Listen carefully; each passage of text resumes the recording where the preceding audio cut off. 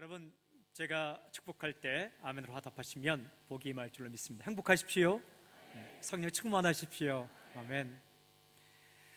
예루살렘에서 체포된 바울, 주님께서 계속 그 곁에 계십니다. 그를 지켜주시죠. 첫째 날 이스라엘 백성들에게 린치를 당할 위험에 빠지게 됐죠. 주님께서 지켜주셨어요. 털끝 하나 상하지 않도록 그를 지켜주셨습니다. 둘째 날 공회에서, 사내들인 공회에서 사두개인과 바리새인 틈바구니 속에서 몸이 찢겨질 위험에 처하게 되었습니다. 주께서 또한 건져주셨습니다. 오늘 말씀은 셋째 날 일어난 사건을 기록하고 있습니다. 바울을 죽이겠다는 암살단이 조직이 되었습니다. 오늘 이야기는 바울 암살단으로부터 주님께서 바울을 구해주시는 이야기, 그 기가 막힌 이야기가 기록되어 있습니다. 이렇게 시작됩니다. 여러분, 12절부터 15절 함께 읽겠습니다. 함께 시작. 날이 새매 유대인들이 당을 지어 맹세하되 바울을 죽이기 전에는 먹지도 아니하고 마시지도 아니하겠다 하고, 이같이 동맹한 자가 40여 명이더라. 대제사장들과 장로들에게 가서 말하되 우리가 바울을 죽이기 전에는 아무것도 먹지 않기로 굳게 맹세하였으니 이제 너희는 그의 사실을 더 자세히 물어버리는 척하면서 공회와 함께 천부장에게 청하여 바울을 너희에게로 데리고 내려오게 하라. 우리는 그가 가까이 오기 전에 죽이기로 준비하였노라 하더니, 유대인들이 바울을 죽이기로 맹세를 하고 동맹을 맺었습니다. 오늘 말씀 보니까 첫째로 당을 지어, 무슨 뜻입니까? 여러 명이 의기투합이 되었다라는 거예요. 맹세하되라고 기록하고 있어요. 이 맹세는 저주의 맹세를 가리킵니다. 무슨 뜻입니까? 우리가 정한 목적을 이루기 전에는 우리가 마시지도 않고 먹지도 않을 것이며, 만약 우리가 이 일을 하지 않으면 나와 내 가족이 저주를 받을 것이다. 무서운 맹세입니다. 목숨을 건 맹세입니다. 그들이 그 목적을 이루기 전에는 먹지도 않고 마시지도 않기로 결정을 했다. 그렇게 결성된 암살단이 몇 명이라고요? 40명. 40명. 그들이 계획을 세웁니다. 어떻게 바울을 죽일 것인가? 그들의 구체적인 암살 계획은 이렇습니다. 길에 매복, 숨어 있다가 몰래 쥐도 새도 모르게 바울을 죽이겠다. 그래서 대제사장과 바리새인을 찾아갔습니다. 당신들이 어제 바울을 심리를 다 못했으니까 한 번 더 요청해 주십시오. 그럼 천부장이 허락할 것이고, 북쪽 안토니아 요새로부터 남쪽 공회에 다시 한번 올 때까지 우리가 기다렸다가 좁은 길에서 바울을 죽이겠습니다. 그런 계획을 세웠습니다. 그리고 15절에 보니까 이렇게 말합니다. 우리는 준비하였노라. 무슨 뜻입니까? 준비 끝. 모든 준비가 다 되었다는 거예요. 생각해 보십시오. 40명의 암살 동맹단이 결성되었어요. 목숨을 걸고 저주의 맹세까지 하였습니다. 그리고 대제사장, 바리새인들, 그 당시에 국가 리더, 이스라엘 리더들도 눈 감아 주었어요. 정치권과 결탁이 됐어요. 설령 사건, 사고가 일어나더라도 아무런 문제를 삼지 않을 것입니다. 그리고 치밀한 계획으로 모든 준비가 다 끝났습니다. 바울이요, 자신도 모르는 사이에 위기에 빠지게 되었어요. 우리가 이렇게 멀쩡하게 사는 것 같아도 여러분, 우리도 모르는 사이에 위기가 얼마나 다가오는지 몰라요. 주님이 다 지켜주시니까 이렇게 앉아서 예배 드리는 거죠. 참 속도 좋죠, 우리가. 그래서 하여튼 주님께서 우리 곁에 있는데 이 바울이 꼼짝없이 죽게 되었다는 겁니다. 꼼짝없이 죽게 되었어요. 철저한 준비, 40명의 암살단, 동맹을 맺고 목숨을 걸고 달려오는 사람, 그리고 설령 사고가 나더라도 눈 감아 주기로 결탁한 이스라엘의 리더들. 이때에 질문이 한 가지 있어요. 여러분, 주님은 이때 어떻게 하시는가? 여러분, 놀라지 마십시오. 주님도 계획을 세우고 계십니다. 주님께서 아주 놀라운 계획을 세웠어요. 그들이 바울 암살 프로젝트를 세웠다면 주님은 바울 구출 프로젝트를 세웠습니다. 기억하십시오. 주님께서 세우신 계획이 더욱더 완벽합니다. 더욱더 완벽합니다. 질문이 한 가지 있어요. 주님께서 꺼내드신 바울 구출 작전 카드가 무엇인가? 일명 조카 카드입니다. 바울의 조카, 바울의 조카예요. 작전명 바울의 조카입니다. 바울이 조카로부터 시작된 바울의 구출 프로젝트가 기가 막히게 전개됩니다. 그 흥미진진한 이야기가 성경에 기록되어 있어요. 저는 이 본문을 읽으면서 혼자 풋하고 웃기도 했어요. 이런 생각했어요. 조카를 잘 두어야 되겠구나. 그 조카를 통해서 주님께서 구해내신 이야기, 아무튼 아무도 예상치 못한 카드였어요. 16절 이렇게 기록되어 있어요. 함께 읽어볼까요? 시작. 바울의 생질이 그들이 매복하여 있다함을 듣고 와서 영내에 들어가 바울에게 알린지라. 생질은 조카를 말하죠. 바울의 조카가 들었어요. 바울의 누이의 아들이죠. 바울 암살때에 대한 소식을 들었습니다. 그래서 바울에게 그 소식을 알려주었어요. 어떻게 알았을까? 아무도 모릅니다. 성경에 기록하지 않아요. 바울의 조카도 바리새인이었기 때문에 아마 친한 바리새인이 그 소식을 알려주었는지, 아니면 40명의 암살단 가운데 형 아우하는 친한 형이나 동생이 있어서 그 사람이 조카에게 알려주었는지, 아니면 사람을 동원해서 내 삼촌이 어떻게 되었는가 알아보기 위해서 정보를 구했는지, 아니면 정말 우연히 지나가다가 암살단에 대한 소식을 들었는지 알 수는 없지만 분명한 것은 바울의 조카가 그 바울의 암살 계획을 들었다는 거예요. 누가? 주님께서 조카로 하여금 그 소식을 알게 하시는 거예요. 어떤 루트를 통해서든지 주께서 그 조카에게 그 소식을 알게 해주셨어요. 조카가 바로 바울에게 갔습니다. 바울이 소식을 들었어요. 이 바울이 소식을 듣자마자 어떻게? 백부장을 부르고 백부장이 천부장에게 이야기하고 천부장이 다시 바울의 조카를 불러서 이야기합니다. 신기한 것은 그 정보의 연쇄 체인이 잘 연결이 됩니다. 여러분 17절부터 22절까지 보세요. 제가 한번 읽을게요. 제가 읽겠습니다. 잘 보십시오. 바울이 한 백부장을 청하여 이르되 이 청년을 천부장에게로 인도하라. 그에게 무슨 할 말이 있다 하니 천부장에게로 데리고 가서 이르되 죄수 바울이 나를 불러 이 청년이 당신께 할 말이 있다 하여 데리고 가기를 청하더이다 하매 천부장이 그의 손을 잡고 물러가서 조용히 묻되 내게 할 말이 무엇이냐 대답하되 유대인들이 공모하기를 그들이 바울에 대하여 더 자세한 것을 묻기 위함이라 하고 내일 그를 데리고 공회로 내려오기를 당신께 청하자 하였으니 당신은 그들의 청함을 따르지 마옵소서. 그들 중에서 바울을 죽이기 전에는 먹지도 않고 마시지도 않기로 맹세한 자 40여 명이 그를 죽이려고 숨어서 지금 다 준비하고 당신의 허락만 기다리나이다 하니 이에 천부장이 청년을 보내며 경계하되 이 일을 내게 알렸다고 아무에게도 이르지 말라 하고. 정보의 연결은 이렇습니다. 조카가 바울에게, 바울이 백부장에게, 백부장이 천부장에게, 천부장이 다시 조카에게 말을 듣죠. 참 기가 막힌 것은요, 첫째는 이렇게 연결되는 체인이 한 번도 끊어지지 않습니다. 한 번도 끊어지지 않아요. 만약 그 중에 백부장, 천부장, 조카 이 사람들이 마음만 다르게 먹어도 바울 구출 프로젝트는 중간에 끊기게 되어 있어요. 근데 한 번도 이 체인이 끊기지 않아요. 이게 은혜죠. 주님께서 그들의 마음을 붙잡아 주시는 거예요. 또 한 가지는요, 요란스럽지 않고 아주 조용하게 진행돼요. 맹세 없습니다. 저주의 맹세 같은 거 없습니다. 호언 장담도 없습니다. 40명이 저주의 맹세를 하고 그들이 함께 의기투합하고 큰 소리 치는 것과는 다르게 아주 조용하게 진행이 됩니다. 아주 조용하게. 여러분, 세상은 깃발을 들고 구호를 외치고 슬로건을 내세우고 하지만 주님의 계획은 그렇지 않아요.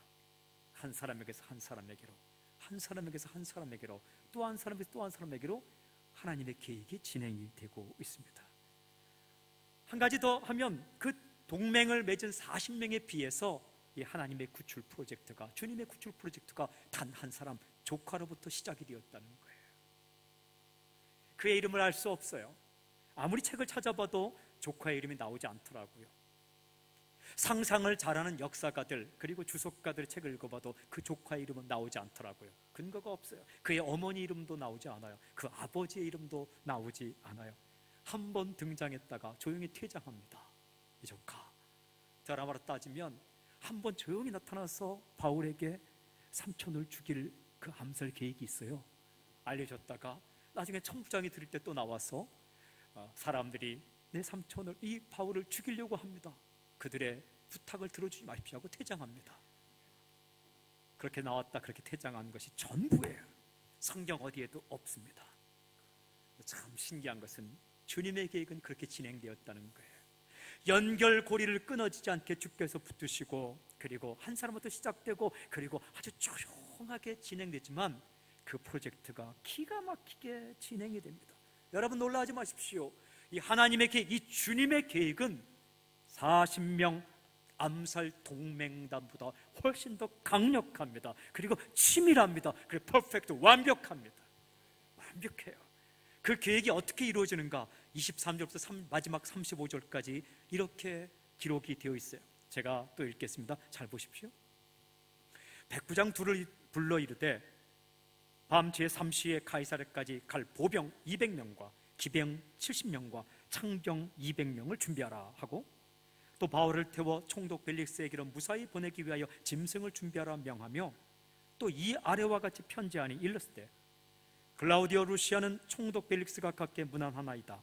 이 사람이 유대인들에게 잡혀 죽게 된 것을 내가 로마 사람인 줄을 들어 알고 군대를 거느리고 가서 구원하다가 유대인들이 무슨 일로 그를 고발하는지 알고자 하여 그들의 공회로 데리고 내려갔더니 고발하는 것이 그들의 율법 문제에 관한 것뿐이요 한 가지도 죽이거나 결박할 사유가 없음을 발견하였나이다.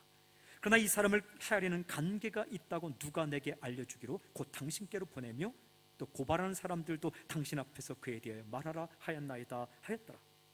보병이 명을 받은 대로 밤에 바울을 데리고 안디바드리에 이르러 이튿날 기병으로 바울을 호송하게 하고 영내로 돌아가니라. 그들이 가이사랴에 들어가서 편지를 총독에게 드리고 바울을 그 앞에 세우니 총독이 읽고 바울더러 어느 영지 사람이냐 물어 길리기아 사람인 줄 알고 이르되 너를 고발하는 사람들이 오거든 네 말을 들으리라 하고 헤롯 궁에 그를 지키라 명하니라. 예루살렘에서 가이사랴까지 호송을 하게 되는 이야기입니다. 가이사랴는 유대 총독이 살고 있는 곳이죠. 그곳에서 재판을 받게 되었습니다. 이후에 로마까지 가게 되죠. 이 본문 읽어보면 말발굽 소리가 들리는 것 같아요. 군인들의 소리가 들리는 것 같아요.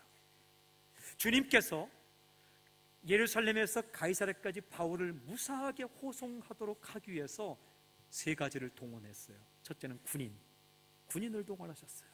여러분, 군대도 주님께서 움직이십니다. 은행도 주님이 움직이시고 정권도 주님이 움직이시는 거예요. 군인이 얼마나 많이 동원됐는가? 성경에 보니까 보병 200명, 기병 70명, 창병 200명, 걸어서 싸우는 보병이 200명이고 또한 말 타고 싸우는 기병이 70명이고 그리고 창을 들고 싸우는 창병이 200명, 도합 470명. 여러분, 이 숫자는 놀라지 마십시오. 예루살렘에 있는 군인의 60%에 해당되는 숫자예요. 예루살렘을 지키는 로마 군인들의 반 이상을 동원했다는 거예요. 안디바드리까지 다 같이 갑니다. 안디바드리까지는 60km 정도 돼요. 이 길이 좁고 유대인들이 많이 살고 있기 때문에 중간에 유대인들이 바울을 죽일 수 있기 때문에 모두가 함께 가고, 성경에 보니까 안디바드리에서 가이사랴까지는 기병만 갔다라고 기록해요. 성경에 그대로 있어요. 왜냐하면 그곳부터는 평원이기 때문에, 성경은 참 정확해요. 평원이기 때문에 말 타는 기병만 갔죠. 거기서부터는 40km, 예루살렘에서 가이사랴까지는 약 100km, 그 길을 무사하게 갑니다. 제3시는 밤 9시니까 밤 9시에 출발해서 밤새도록 안디바드리까지 60km 가고 거기서부터 40km는 말 타고 가서 가이사랴에 도착하죠. 가는 동안 그 누구도 바울을 건드릴 수 없었어요. 로마 군인들이 지키기 때문에. 그렇습니다. 그 누구도 턱끝 하나 바울을 건드릴 수 없었어요. 주님께서 군인을 동원해서 바울을 지켜주셨죠. 두 번째 동원한 것은 짐승이에요. 성경에 보니까 타고 갈 짐승을 마련하셨다. 바울이요, 걸어가지 않았어요. 끌려가지 않았어요. 뛰어가지 않았어요. 짐승을 타고 갔다. 여러분, 걸어가는 것과 타고 가는 것은 천지 차이입니다. 이건 제가 잘 압니다. 저는 기관총 사수였습니다. 람보라는 영화를 보셨나요? 람보가 한 손을 잡고 쏘는 거, M60이라는 거죠. 그거 한 손으로 못 듭니다. 영화니까 드는 거죠. 10.43km입니다. 저는 그거 사수였는데 두 손으로 들고 움직였습니다. 굉장히 무겁습니다. 그걸 들고 100km 막 걸어가면 옆에 정말 부러운 사람들, 차를 타고 움직이는 포병들이 있어요. 얼마나 부러운지, 정말 부럽다. 결혼한 사람도 부럽지 않고 재벌 시대도 부럽지 않은데 팔에 물집이 잡히도록 걸어가는데 옆에 차 타고 가는 사람 정말 부럽습니다. 그런데 이 장면을 보면 다른 사람은 몰라도 이 장면을 보면서 바울이 타고 갈 짐승을 준비했다는 이 장면에 눈물이 핑 돌더라고요. 여러분, 바울이 이틀 동안 고생을 했어요. 예루살렘에 체포가 난 이후에 이스라엘 백성이 린치를 당할 뻔했고, 린치란 법적 절차를 거치지 않고 폭력으로 사람을 억압하는 것, 그리고 이튿날은 바리새파 사람과 사두개파 사람 사이에 찢길 뻔했어요. 안토니아 요새 감옥으로 다시 가서 잠을 잤겠어요? 뒤척뒤척. 근데 그 100km를 걸어가라고 했으면은 걸어갔겠지만, 밧줄에 끌려서 영화처럼 끌려갔으면 끌려갔겠지만 얼마나 힘들었겠어요. 그런데 타고 갈 짐승을 마련하고 타고 갈 때 여러분, 그게 얼마나 고마웠겠어요.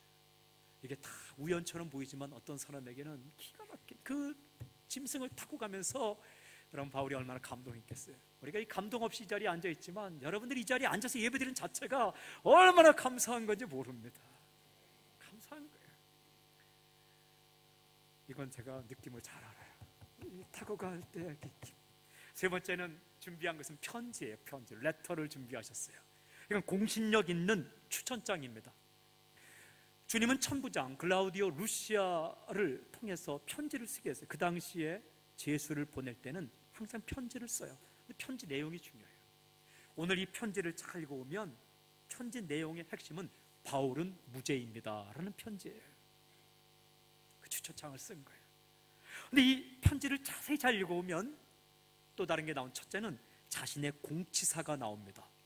바울이 위험에 있을 때 내가 가서 건져냈습니다. 그대로 나와요. 자신의 공치사를 이야기. 또 한 가지는 자신의 실수를 살며시 덮어요. 이 사람이 로마 시민인 줄 알고 내가 이들을 구했습니다. 몰랐거든요. 이 사람 모르고 채찍으로 때리려고 하다가 갑자기 로마 시민권을 백부장이 와서 이야기하니까 깜짝 놀라서 한 거죠. 근데 그건 싹 숨기고 있어요.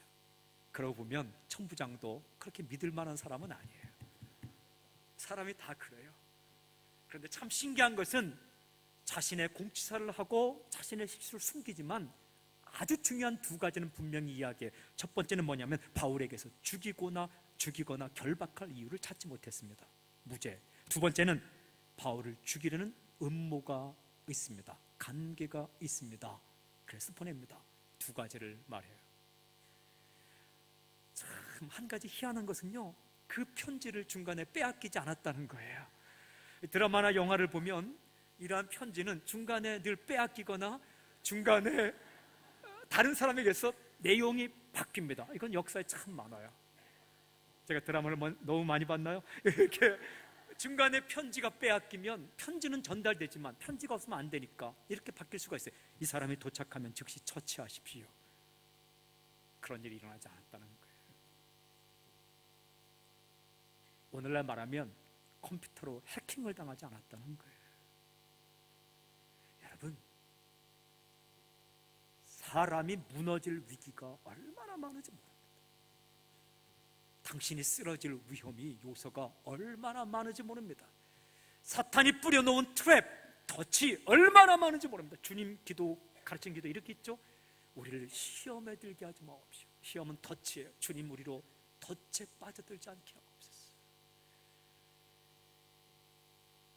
주님은 군인과 짐승과 편지를 동원해서 바울을 끝까지 지켜서 가이사랴까지, 그에서 2년 혹은 3년 머물 때도 지키시고 로마까지 보내시는 주님의 모습을 볼 수가 있습니다. 바울에게 찾아온 생명의 위기, 그 위기보다, 그 암살 위기보다 더 강력한 구출 프로젝트로 주께서 바울을 구하고 있습니다. 왜? 바울이니까? 아닙니다. 내 사람이니까 그래요. 괜찮은 바울이니까? 아니에요. 주님을 만난 주님의 사람이기 때문에 마찬가지. 그렇게 구하는 거예요. 지키시는 거예요. 당신도 마찬가지예요. 대단한 사람은 지켜주시고 아닌 사람은 지키지 않는다? 그렇지 않아요. 내 사람이니까 주님께서 지키시는 거예요. 40명이나 되는 암살단, 살인을 알고도 방조하는 대제사장과 장로들의 무책임한 태도, 이들이 눈 감아주기로 결정했는데도 그 틈바구니 속에서 주님은 바울을 예루살렘에서 가이사랴까지 무사하게 보냅니다. 사건 사고가 하나도 일어나지가 않습니다. 이 기록을 통해서 주님은 오늘 우리에게 중요한 두 가지 분명한 메시지를 주세요. 첫 번째, 주님의 음성은 나는 너를 누군가에게 바울의 조카처럼 보내기를 원한다 라는 거예요. 바울의 조카를 바울에게 보내서 주님께서 그를 통해서 바울을 구하신 것처럼, 지키신 것처럼 당신을 바울의 조카처럼 누군가에게 오늘 보내고 있습니다. 질문이 한 가지 생겼어요. 그 당시 사람이 참 많았는데, 아주 많았는데 왜 하필이면 바울의 조카를 사용했을까? 묵상하는 가운데 이유는 간단했습니다. 핏줄이기 때문입니다. 핏줄이기 때문에 그래요. 삼촌이잖아요. 관심이 가는 거죠. 삼촌이잖아요. 애정이 가는 거죠. 내 가족, 내 동포, 내 친척, 관심이 가잖아요. 만약 다른 사람이 그 소식을 들었다면 그냥 소식으로 듣고 흘려버릴 수도 있는 거죠. 위험을 무릅쓰지 않을 수 있는 거죠. 그러나 핏줄이기 때문에 그 마음 가운데 늘 관심과 애정이 있어서 목숨을, 이 위험을 무릅쓰고 나아가서 돕는 거죠. 하나님은 그렇게 사용하실 때가 많다는 거예요. 내 민족만을 최고로 여기는 국수주의, 일본의 정복주의, 독일의 나치즘, 이탈리 파시즘, 내 나라 역사, 문화, 국민성은 다른 나라 전통보다 뛰어나기 때문에 이것을 다른 나라에게 전해줘야 한다는 그런 다른 나라 걸 배척하며 그런 쓸데없는 우월감으로 정복하는 것, 그것은 잘못된 거죠. 그러나 내 민족이기 때문에, 사랑하는 민족에는 그것은 하나님께서 아름답게 보시는 거죠. 저는 사람들을 볼 때 20년, 30년 한 가지 기도 제목을 포기하지 않고 끝까지 기도하는 사람 봅니다. 10중 8구 95% 이상 가족입니다. 목이 터져라 눈물이 범벅이 되어 중보기도하는 사람 참 많이 만납니다. 물론 다른 사람들이 그렇게 기도하지만 대부분은 가족입니다. 중환자실에서 마지막까지 그 사람이 구원받기를 위해 기도하고 시도하는 사람 볼 때가 있어요. 100% 가족입니다. 엄마, 아빠, 아들과 딸이죠. 하나님께서는 그런 관심과 애정을 사용하신다는 거예요. 하나님은 당신을 바울의 조카처럼 그렇게 영적인 위험 가운데 있고, 육신적인 위험 가운데 있고, 관계적인 위험 가운데 있고, 경제적인 위험 가운데 있는 사람에게 보내는 거예요. 먹을 것이 없어서 애타할 때에 여러분, 그 애타는 눈물을 누가 압니까? 1차적으로 가족이 아는 거죠. 성경 읽어보면 죽어가는 딸을 위해서 끝까지 애청하는 사람이 누구입니까? 회당장 야이로, 아빠이기 때문입니다. 모세도 죄 때문에 죽어가는 금송아지를 만들어 죄악을 범한 이스라엘 백성을 향해 기도합니다. 출애굽기 32장 31절 32절 이렇게 기도하죠. 모세가 여호와께로 다시 나아가 여짜오되 슬프도소이다. 이 백성이 자기들을 위하여 금신을 만들어 싸우니 큰 죄를 범하였나이다. 그러나 이제 그들의 죄를 사해 주십시오. 그렇지 아니하시면 원하건대 주께서 기록하신 책에서 내 이름을 지워버려 주십시오. 목숨 걸고 기도합니다. 왜 그렇습니까? 내 동포, 내 민족이기 때문에 그렇습니다.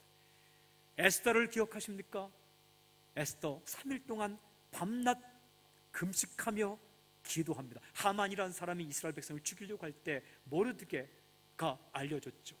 에스더는 왕비였죠. 왕비는 왕의 명령을 받지 않고 나아가면 죽임을 당할 수도 있습니다. 그런데 에스더 4장 16절에 이렇게 말합니다.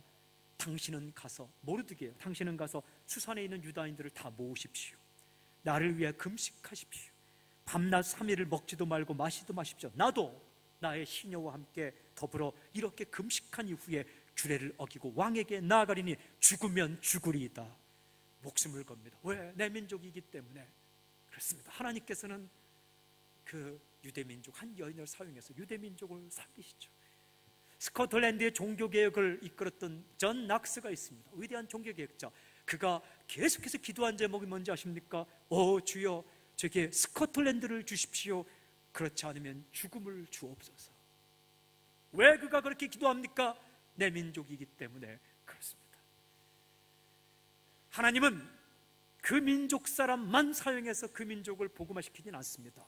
처음 시작은 다른 민족을 보내어서 선교를 시작하십니다. 그러나 큰 파도가 일게 하고 수없이 많은 사람이 주께 돌아오게 하는 것은 반드시 그 민족을 사용하십니다.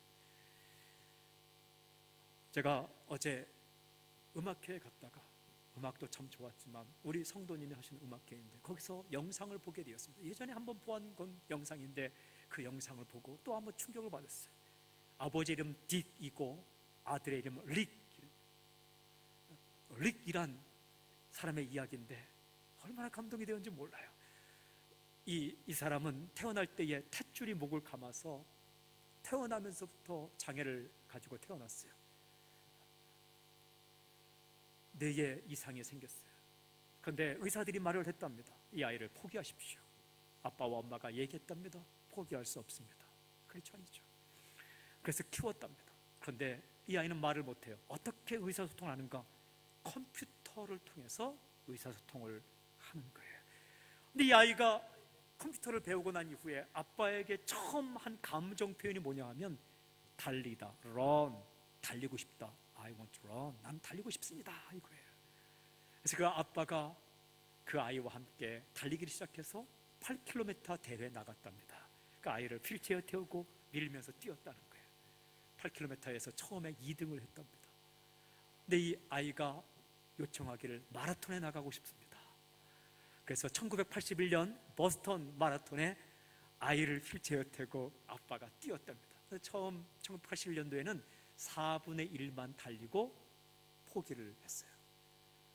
근데 아빠가 그 달리고 싶은 아이의 소망을 들어주기 위해서 직장을 다 포기하고 아이와 함께 달려서 연습해서 1982년 1년 뒤에 버스턴 마라톤에 나아가서 완주를 했어요. 그때 기록이 2시간 40여 분, 굉장히 빠른 기록입니다. 2시간 40분이면 굉장히 그렇게 뛰어서 완주를 했어요. 이 아이가 그때 8km 버스턴 마라톤 하기 전에 8km 뛰고 난 이후에 아빠한테 한 말이 뭐냐 하면, 아빠, 저는 오늘에서 처음 제가 장애인이라는 마음이 안 들었어요. 그런 얘기를 했답니다. 또 이 아이가 아빠에게 요청하기를 철인 3종 경기에 나가고 싶다고. 그래서 철인 3종 경기는 수영을 하고 사이클을 타고 마지막에 42.19km 마라톤을 뛰어야 됩니다. 근데 이 아빠와 아들이 연습을, 근데 참 신기한 것은 이 아빠가 달리기는 하지만 수영은 한 번도 해본 적이 없다. 그리고 자전거는 6살 때 한 번 타보고 그 이후로는 자전거를 탄 적이 없대요. 그래서 아들을 위해 이 아빠가 자전거를 배우고 수영을 배워서 철인 3종 경기에 나갔습니다. 아침 7시에 시작해서 밤 12시까지 17시간 안에 들어와야 된다는 겁니다.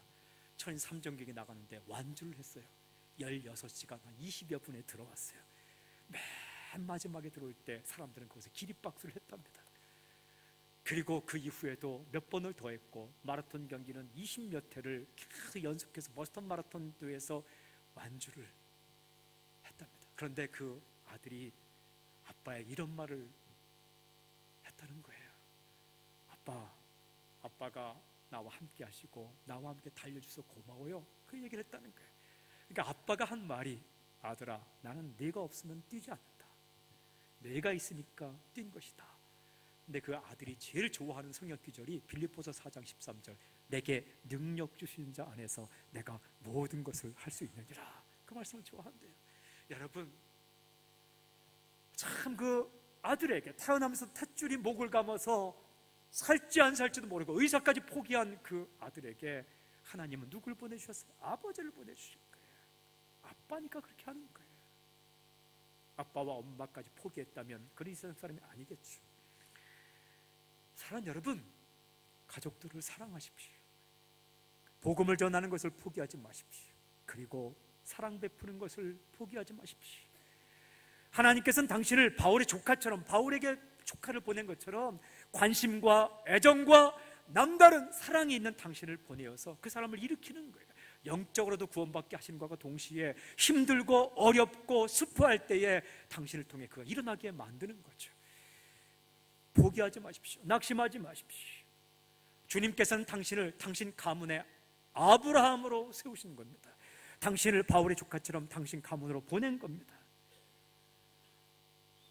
저는 당신을 통해 당신이 사랑하는 사람들, 가까이 있는 사람들이 구원받고, 당신이 가까이 있는 사람이 힘을 얻고, 당신 가까이 있는 사람이 경제적으로도 육신적으로도 영적으로도 힘을 얻는 놀라운 역사 있기를 주의 이름으로 선포합니다. 저도 여러분, 우리 교회 교인이니까 최선을 다해 사랑합니다. 두 번째 메시지가, 주님의 메시지가 나는 너를 지킨다. 나는 너를 지킨다. 예, 주님이 당신을 지키고 계십니다. 기가 막힌 프로젝트로 바울을 지키신 주님께서 역시 주님 사람이기 때문에 당신을 지키고 계세요. 염려하지 마십시오. 나사렛 예수만이 명하느니 염려케 하고 근심케 하고 걱정케 하는 모든 영은 물러갈지어다. 인생의 안전지대는 주님입니다. 조건이 아닙니다. 상황이 아닙니다. 형편이 아닙니다. 주님이 안전지대예요. 주님 안에 있으면 어느 곳에 있든지 무엇을 하든지 이 땅에서 안전합니다. 여러분, 예루살렘에서 가이사랴까지 무사히 간 것처럼 이 땅에서 천국까지 무사하게 가게 될 것입니다. 주님을 따라 나서십시오. 걱정하지 말고 주님 따라 나서십시오. 주님과 함께라면 그곳이 바로 안전지대예요. 제가 좋아하는 성경기절 시편 121편 1절 2절, 내가 산을 향하여 눈을 들이라. 나의 도움이 어디서 올까? 나의 도움은 천지를 지으신 여호와에게서로다. 여호와께서 너를 실족하지 아니하게 하시며 너를 지키시는 이가 졸지 아니하시리로다. 이스라엘을 지키시는 이는 졸지도 아니하시고 주무시지도 아니하시리로다. 여호와는 너를 지키시는 이라. 여호와께서 네 오른쪽에서 네 그늘이 되시나니 낮에 해가 너를 상하게 하지 아니하며 밤의 달도 너를 해치지 아니하리로다. 여호와께서 너를 지켜 모든 환난에서 면하게 하시며 또 내 영혼을 지키시리로다. 여호와께서 너의 출입을 지금부터 영원까지 지키시리로다. 아멘. 망하지 않습니다, 여러분. 무너지지 않습니다, 여러분. 잠깐 무너지는 것 같지만, 잠깐 어려운 것 같지만 다시 일어날 것이고 다시 달려갈 것이고 마침내 주님께서 여러분을 세울 것입니다. 염려하지 마십시오. 주께서 당신을 지키고 계십니다. 제가 좋아하는 찬양, 이 시편 110편 찬양, 하나님은 너를 지키시는 자, 너의 우편에 그늘 되시니 낮의 해와 밤의 달도 너를 해치 못하리. 이 찬양을 우리 함께 불렀으면 좋겠습니다. 하나님은 너를 지키신 자, 우리 가슴에 손을 얹고 너에다가 나를 넣어서 하나님은 나를 지키시는 자, 나의 우편에 그늘 되시니 낮의 해와 밤의 달도 나를 해치 못하리. 우리 그렇게 찬양하며 주 앞으로 나아갑시다. 하나님